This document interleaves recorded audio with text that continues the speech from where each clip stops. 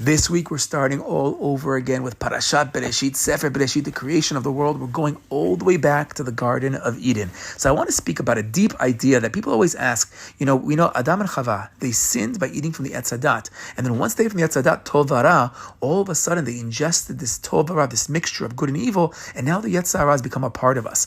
And, the Mefarshim and all the deep Jewish thinkers that try to understand, if we only ingested the Yetzer Hara after we ate from the Etz Hadat, so how do we sin before that? Where was the Ra before that? If we didn't have Ra as part of ourselves, how could we sin? How does free will work? And they speak about it in some kind of external Yetzer Hara, the snake is chutzani, it's an external Yetzer Hara, then only after we ate from it became part of ourselves inside. Objective reality versus subjective reality. Ayen the Rishanim, Ayen Old Mefashim, all the deep thinkers have tried to understand what was actually going on. So I saw an unbelievable mashal in the Shla Kadosh. So the Shla Kadosh on his drasha for Pesach, Shabbat HaGadol Drasha, Matzah Shira, Drush Shlishi, section Aleph over there. He says unbelievable deep mashal. I'm not sure if it answers up the questions, but I think it puts things in a perspective that makes us understand the complexity a little bit better. Says the Shla Kadosh. It says in the Midrash, in Midrash Rabbah, this is Perek Yutet Siman Hey, it says, Hava Sacheta Eshkol Shel Anavim.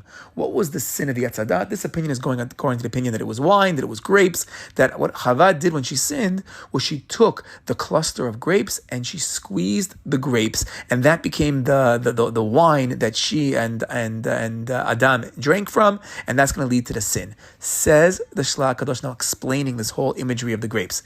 Ba'anavim me'uravim ashmarim ve'enam nikarim rak mitbatlim. He says that when it comes to grapes, when it comes to wine, you have yourself the wine, and then you also have inside the wine, you'll have the shmarim. The shmarim are kind of like the sediment, the dregs, like the leftover parts. When you break down the grapes, I never really made one. I have stepped on grapes once at one of these. We did trips with the students once to one of these biblical villages where we stepped on grapes and tried to make wine. But nowadays we add all of these artificial yeast and all these other kind of different things that make the wine become wine. But apparently, when you have yourself the wine, you step on the grapes, the juice comes out, and you have yourself the juice part, the good grape juice that's going to become the wine. And then you also have these shmarim. You have the sediment, like the leftover parts of the pulp and the leftover parts of the peel, the klipa, and also involved over here, you might have a little bit of the yeast that are involved on the inside the peel and the outside of the air. And these things are going to help make for a deeper taste in the wine, and they're going to help to make also to the fermentation get a little stronger, and all this stuff makes for better wine eventually. But he says when it comes to the grapes itself, he says when you have the original grape in fruit form, you have both parts of the wine inside the grape. You have yourself the good juice part, you have the good fruit part, and you have yourself the dregs, the leftover parts in it as well.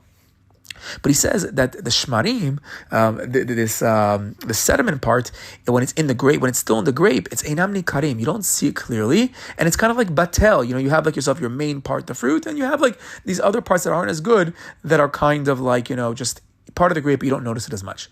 But then he says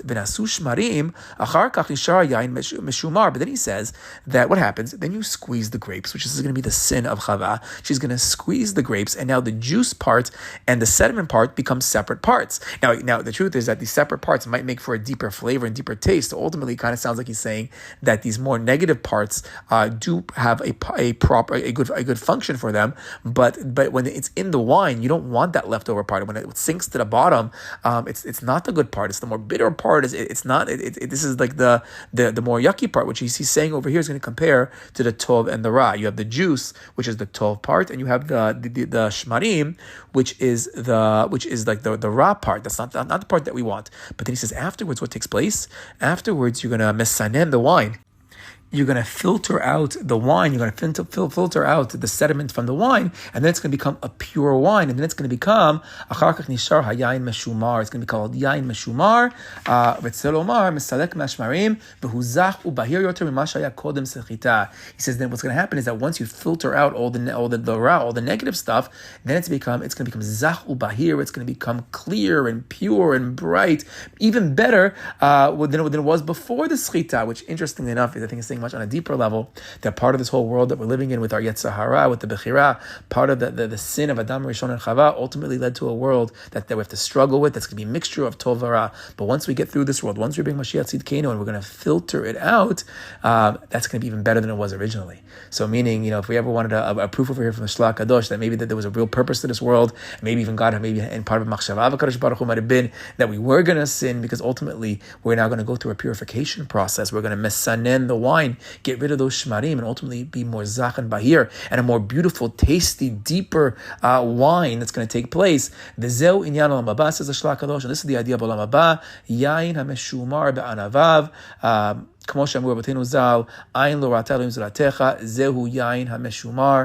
And he says this is the secret that the Chavadot tell us, that we're going to drink from the yain hameshumar. And we mentioned back on Pesach time, yain, gematria 70, gematria sod, ayin lo rata Elohim zulatecha, our eye is never going to see HaKadosh Baruch Hu. It says in Yeshayahu, this is the deep ayin lo rata, this is the deep depths of stuff that we can't see, but ultimately we're going to drink that wine, we're going to drink that yain, we're going to drink that sod, yain, gematria sod, we're going to get back to the most beautiful understandings of HaKadosh Baruch Hu, and it sounds like in the Shlach Kadosh, even greater than it was pre the Chet.